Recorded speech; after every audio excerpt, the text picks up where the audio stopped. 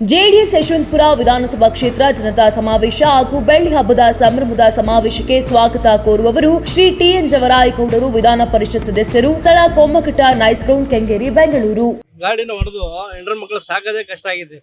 Gas ಹಾಕ್ಸ್ಬೇಕಂದ್ರೆ 56 ರೂಪಾಯಿದ್ದು ಏಕದಮ್ 110 ರೂಪಾಯಿ ಮಾಡಿದ್ದಾರೆ. ಇವಾಗ ಹೆಂಡ್ರ ಮಕ್ಕಳು ಸಾಕೋದೇ ಹಿಂಗಿದೆ. ಮಕ್ಕಳಿಗೆ ಫೀಸ್ ಹೆಂಗೆ ಕಟ್ಟಬೇಕು, ಮಕ್ಕಳನ್ನ ಓದಿಸೋದು ಹೆಂಗೆ, ಮನೆ ಬಾಡಿಗೆ ಹೆಂಗೆ ಕಟ್ಬೇಕಾಗತ್ತೆ, ನಮ್ಮ ಜೀವನಕ್ಕೇನು ನೀವು ಅರ್ಥ ಮಾಡ್ಕೊಳ್ಳಿ ಸರ್. ದಯವಿಟ್ಟು ಒಂದು ಸ್ವಲ್ಪ ಮಾಡ್ಕೊಡಿ. ಈಗ ಗ್ಯಾಸ್ ಮುಂಚಿನ ರೇಟ್ ಎಷ್ಟಿತ್ತು, ಈಗಿನ ರೇಟ್ ಎಷ್ಟಿದೆ ಸರ್?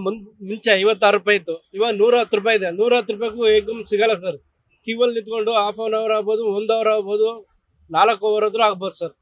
ಇಷ್ಟಂತೂ ಖಂಡಿತವಾಗಿದೆ ಸರ್. ಈ ಥರ ಇದ್ರೆ ಜೀವನ ಮಾಡಕ್ಕೆ ತುಂಬಾನೇ ಕಷ್ಟ ಆಗುತ್ತೆ ಸರ್.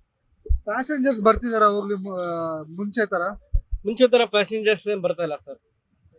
ಯಾಕಂದ್ರೆ ಈಗೆಲ್ಲ ಬಿಸಿಲು ಅಂತಲ್ಲ, ಎಲ್ಲ ಕಡೆ ಓಲಾ, ಊಬರ್ ಎಲ್ಲ ಬುಕ್ ಮಾಡ್ಕೊಂಡು ಹೋಗ್ತಾ ಇದ್ದಾರೆ. ಆದ್ರೂ ಬುಕ್ಕಿಂಗ್ ಹೊಡಿತಾರೆ, ಹೆಂಗ್ ಹೊಡಿತಾರೆ ಅಂತ ಗೊತ್ತಾಗ್ತಾ ಇಲ್ಲ. ನಮಗಂತೂ ತುಂಬಾ ಕಷ್ಟ ಆಗ್ತಿದೆ ಸರ್. ಏನೋ ಒಂದು ದಾರಿ ತೋರಿಸಿ ಅಂತ ಕೈ ಮುಗಿ ಕೇಳ್ತೀವಿ ಸರ್. ಈಗ ವಾಟಾಳ್ ನಾಗರಾಜ್ ಅವರು ಸರ್ಕಾರದ ವಿರುದ್ಧ ಆಕ್ರೋಶ ಹೊರ ಹಾಕ್ತಿದ್ದಾರೆ.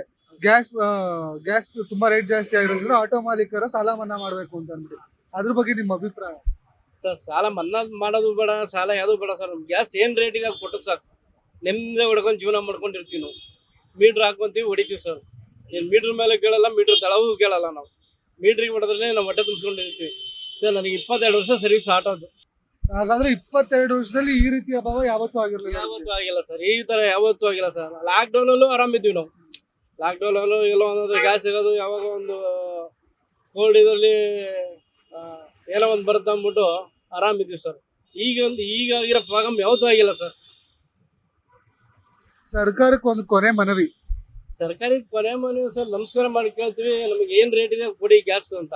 ನಮ್ಗೇನು ದುಡ್ಡು ಎಲ್ಲರೂ ಏನೇನೋ ಮಾಡ್ತಾರಂತ ನಾವು ಮಾಡೋಕ್ಕಾಗಲ್ಲ. ನಮ್ಗೆ ಏನು ರೇಟ್ ಬರುತ್ತೋ ಅದು ರೇಟ್ ಕೊಡಿ, ನಾವು ರೇಟ್ನ ಮೀಟ್ರ್ ಹಾಕೊಂಡು ಗಾಡಿ ಓಡಿಸ್ತೀವಿ.